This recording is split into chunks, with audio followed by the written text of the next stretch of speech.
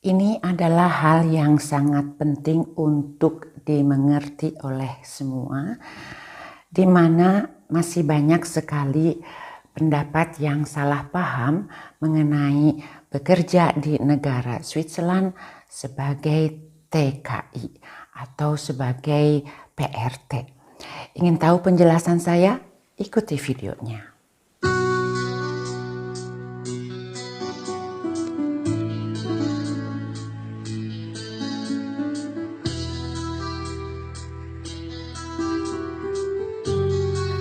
Halo sahabat tercinta, jumpa lagi dengan saya Pribumi Bandung dari Switzerland. Semoga kalian semua ada dalam keadaan sehat, sejahtera ya, dan semoga juga selalu diberikan jalan terbaik di dalam hidup kita semua. Amin. Nah teman-teman, pada kesempatan video yang sekarang saya masih ingin memberikan informasi kepada semua mengenai bagaimana cara untuk bekerja di negara Swiss. Tentunya di video-video sebelumnya saya sudah menjelaskan ya, ada banyak tuh caranya. Namun dari semua yang sudah saya jelaskan itu, ternyata masih banyak sekali teman-teman yang belum mengerti. Mengapa belum mengerti? Karena masih ada pertanyaan seolah-olah bekerja di negara Swiss itu seperti ada program yang bekerja seperti TKI ke negara Arab ya, menjadi pembantu rumah tangga atau menjadi driver, supir mobil dan lain-lain. Nah teman-teman, untuk kalian ketahui, kalau di Switzerland yang begitu itu tidak ada. Jadi negara Swiss ini tidak pernah memerlukan pekerja dari luar negeri. Dari luar negeri ya, jadi bukan hanya dari Indonesia saja. Untuk datang ke Switzerland menjadi pembantu rumah tangga atau menjadi tukang bantu-bantu demikian. Mengapa? Karena di Swiss itu orang sekaya apapun teman-teman, mereka sudah biasa melakukan pekerjaan tersebut sendiri. Jadi di sini jarang sekali orang yang memerlukan jasa pembantu. Well, memang ada mungkin sebagian kecil saja ya yang jadi pembantu untuk membantu salah satu keluarga dan lain-lain, tapi juga sistemnya lain. Mereka memerlukannya itu hanya beberapa jam saja dalam seminggu. Jadi kalau pembantu atau pekerja yang 24 jam tinggal di rumah itu di sini jarang sekali. Nah, jadi mudah-mudahan teman-teman bisa mengerti ya, kalau kalian berkeinginan datang ke Switzerland untuk bekerja seperti itu, mendingan lupakan saja.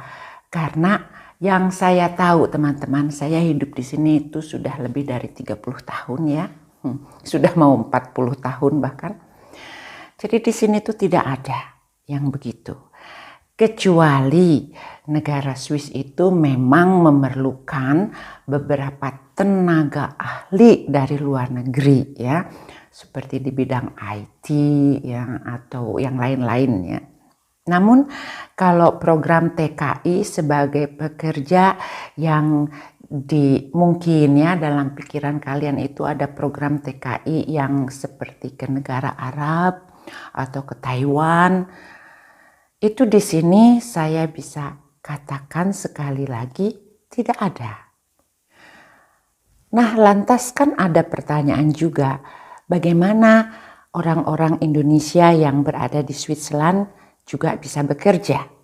Jadi bagaimana asalnya? Di sini saya bisa katakan teman-teman ya, kebanyakan teman-teman kita orang Indonesia yang berada di Swiss itu, mereka itu mempunyai hubungan tali perkawinan dengan orang Swiss. Kebanyakan. Maaf. Jadi karena mereka sudah kawin di bawah suaminya atau istrinya datang ke Swiss, maka mereka itu otomatis sudah bisa tinggal di negara Swiss, mendapatkan izin tinggal. Jadi karena sudah mendapatkan izin tinggal, baru mereka bisa mencari pekerjaan.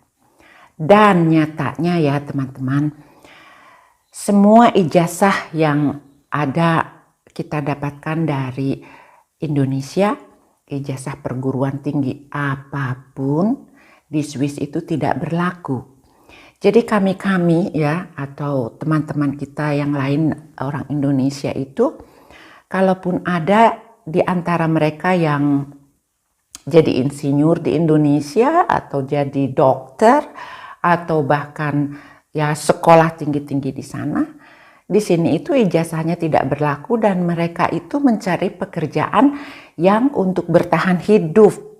Maksud saya pekerjaan apa saja karena gajinya tinggi.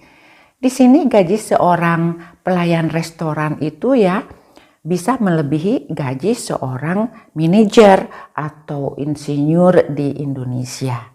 Jadi dengan demikian teman-teman kita memilih pekerjaan apa saja selain untuk bertahan hidup karena negara Swiss itu mahal, juga karena mereka sudah mendapatkan izin tinggalnya di Swiss. Sebelum saya melanjutkan mengenai proses kerja di sini teman-teman, sekali lagi mengapa teman-teman kita bisa bekerja di Switzerland itu kebanyakan karena mereka mendapatkan izin tinggalnya dari tali perkawinan. Nah sekarang ada juga teman-teman kita yang bisa bekerja di Swiss itu tanpa tali perkawinan. Gimana nih ceritanya? Jadi ceritanya begini, memang mereka itu pergi sekolah studi ke negara ini. Jadi atau melakukan Ausbildung di Switzerland. Nah, selama mereka melakukan sekolah dan Ausbildung itu juga ada saat-saat tertentu mereka itu kan disuruh praktek kerja. Di saat ini mereka sudah bisa mencari lahan ya, kemana saya mau kerja nanti, kemana saya mau kerja nanti. Jadi begitu sekolahnya selesai, dia sudah ada link, sudah ada tempat untuk bekerja karena sebelumnya dia sudah mencari-cari. Barulah itu setelah sekolahnya dia bisa melanjutkan langsung bekerja dan tentu mendapatkan izin tinggalnya itu dari sponsor tempat bekerjanya. Pertanyaan berikutnya, bagaimana kalau tidak sekolah di Swiss dan juga tidak kawin dengan warga negara Switzerland, apakah masih bisa bekerja di Swiss? Tentu bisa teman-teman, dengan cara jika kalian itu seseorang yang mempunyai keahlian tertentu ya yang diperlukan oleh perusahaan-perusahaan yang berada di Switzerland. Mungkin kalau zaman sekarang juga kita bisa meng-apply pekerjaan secara online. Kalian bisa mencobanya kalau kalian mempunyai keahlian tertentu dengan mencari atau memasuki website perusahaan-perusahaan terkenal di negara Swiss.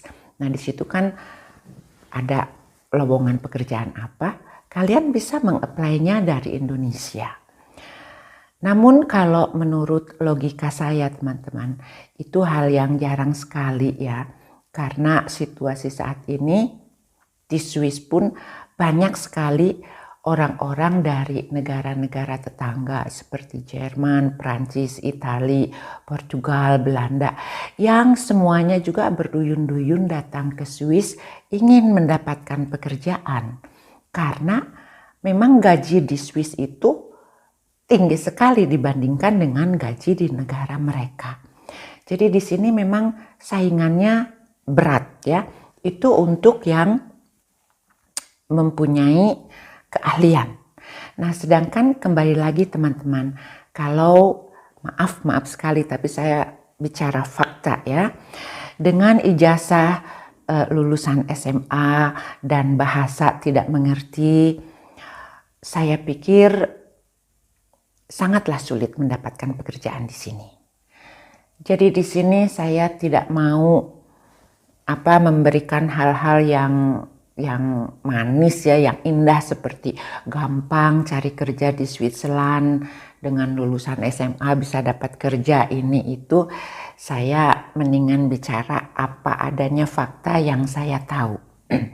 Ada beberapa teman kita yang memang juga lulusan SMA dan dia bisa bekerja di Swiss. Mengapa? Kembali lagi, karena dia kawin sama orang Swiss, dia sudah mendapatkan izin tinggalnya ya dengan tali perkawinan tersebut, sehingga dia bisa mencari pekerjaan yang sesuai ya. Memang kadang-kadang ada di tempat-tempat tertentu yang dia juga tidak melihat ijazah ya. Jadi juga dia juga melihat keterampilan dan kerajinan diri kita. Hanya itu biasanya tempat-tempat yang tidak memerlukan profesional tertentu demikian. Jadi kita masih bisa melakukan pekerjaan seperti pelayan restoran ya teman-teman. Di situ dengan ijazah SMA kita bisa masuk ke situ. Atau kebanyakan ya juga yang sekolah sarjana bekerjanya di sini itu hanya sebagai pelayan restoran atau bahkan juga ya apa saja untuk bertahan hidup. Dan tentunya banyak sekali hal yang harus dipahami sebelum kita menginginkan atau berencana untuk bekerja di negara Swiss. Terutama untuk kalian-kalian yang berada di Indonesia ya. Ini informasi yang harus kalian penting ketahui adalah yang pertama adalah izin tinggalnya dan bahasa tentunya. Karena di Switzerland kami tidak mempergunakan bahasa Inggris. Di sini mempergunakan 4 bahasa lainnya yaitu bahasa Jerman, Prancis, Itali, dan bahasa Romans. Nah, jadi salah satu bahasa itu kalian harus bisa dan tergantung dari part mananya nanti kalian bisa bekerja. Tentunya langkah berikutnya adalah melakukan atau mengikuti Ausbildung atau sekolah yang ada di Switzerland. Dengan cara demikian, kemungkinan mendapatkan pekerjaan itu akan lebih besar dibanding kalau kalian hanya mencari agen-agen tertentu yang mengirimkan pekerja untuk ke Switzerland. Karena sekali lagi ya teman-teman, di Swiss itu masyarakatnya tidak memerlukan pembantu, tidak memerlukan driver. Jadi tidak ada ya yang kayak begitu. Seandainya juga ada iming-iming, ayo pergi ke Swiss untuk bekerja sebagai yang tadi saya sebutkan, itu malah hati-hati ya teman-teman, karena realitasnya di sini itu tidak ada. Demikianlah sahabat tercinta informasi yang bisa saya sampaikan pada kesempatan ini. Jika kalian menyukai videonya, tentu silahkan support saya dengan subscribe, like, dan tekan loncengnya agar tidak ketinggalan informasi selanjutnya mengenai traveling dan juga informasi seputar Switzerland. Terima kasih sudah bergabung dan sampai jumpa di video selanjutnya. Goodbye.